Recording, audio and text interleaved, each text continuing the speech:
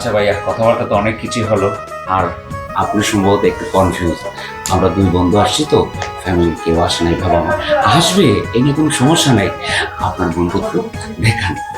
ও আচ্ছা আচ্ছা, সমস্যা নেই। ঠিক আছে, তোর ঘুমটাটা খোল, একটু মুখখান দেখা।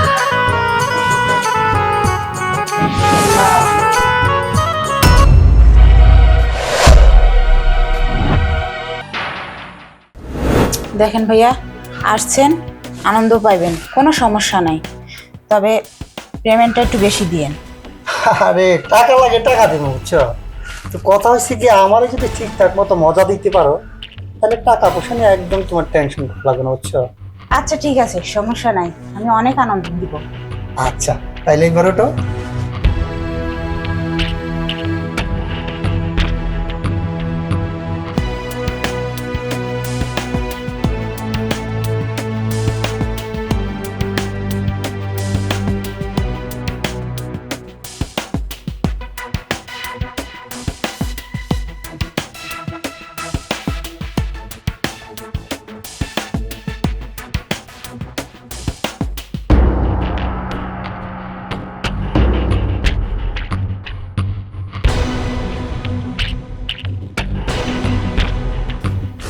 বন্ধু, এবার তুই যা।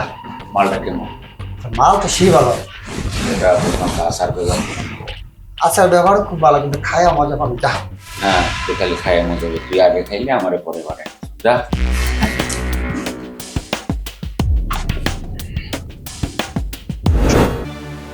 কি দেখা হয়েছে? হ্যাঁ ভাইয়া, দেখা হয়েছে। কিন্তু একটা বিষয় হলো, ছেলে একটু কথা বলে পার্সোনাল ভাবে, এখন সময়। আচ্ছা না, সমস্যা নেই, তাহলে কথা বলেন। হ্যাঁ, ওকে ভাইয়া। কি ব্যাপার তুমি আর তোমার সাথে বিয়ে ঠিক করছে আমার? কিরে বন্ধু, এই মেয়েটার সাথে না আমরা একসাথে রুম ডেট করছিলাম, আর ওর সাথে আমার বিয়ে ঠিক করছে? ইম্পসিবল, এটা তো কখনো হইতে পারে না। আমি এই মেয়ের কখনোই বিয়ে করবো না।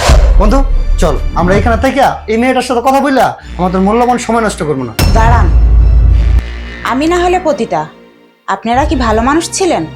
আর ভালো মানুষ কোনোদিন পতিতালয়ে যায়? শুনুন, অনেক বলেছেন, আর বলবেন না। আর এখানে এত চেঁচামেচি করবেন না, আমাদের একটা মান সম্মান আছে। দেখছস, কথা আছে না, চোরের মায় বড় গলা। খারাপ খারাপ কাজ করে বেড়ায়, আবার এখন করতেছে আমাদের একটা মান সম্মান আছে। এই তোর মান সম্মান থাকলে তোমার সম্মান যাবে। প্রতিটার আবার মান সম্মান, তোর মান থাকলে না তোর সম্মান দিল। সি, তোর ভাই এত বড় বড় কথা বললো, খুব ভদ্র জেন্টালম্যান, শিক্ষিত মেয়ে, খুব ভদ্র। আমি কি দেখলাম আশা, একটা পতিতাকে আমার বন্ধু বিয়ে করবে? দেখুন, এভাবে আর বলেন না, আমি আর নিতে পারতেছি না। আপনি শুধু আমার বাইরের দিকটাই দেখছেন, ভিতরের দিকটাই দেখেন নাই। জানেন, আমার ভাই ছাড়া আমার দুনিয়াতে কেউ নাই। ওই ভাইটা না আমার অনেক অসুস্থ ছিল, আমি অনেক চাকরি খুঁজছি, পাই নাই। শেষমেশ একজনের চাকরির প্রলোভন দেখায় আমাকে ওই জায়গায় নিয়ে গেছে। আমি নিরুপায় হয়ে এই কাজটা করতে বাধ্য হয়েছি। দেখুন, আপনি আমাকে বিয়ে করতে না চান তাতে আমার কোনো দুঃখ নেই, তবে এরকম করে বলবেন না। এগুলো যদি আমার ভাই জানতে পারে, আমার ভাই সহ্য করতে পারবে না। দেখুন, কেউ কিন্তু ইচ্ছা করে এই লাইনে আসে না, আর আমার জায়গায় আপনারা থাকলে সেম এই কাজটাই করতেন। আমি দুই হাত জোর করে বলতেছি, এগুলা কথা আর বললেন না, আপনারা এখান থেকে চলে যান প্লিজ। বন্ধু চল, আমরা এখানে আর থাকবো না, আয়।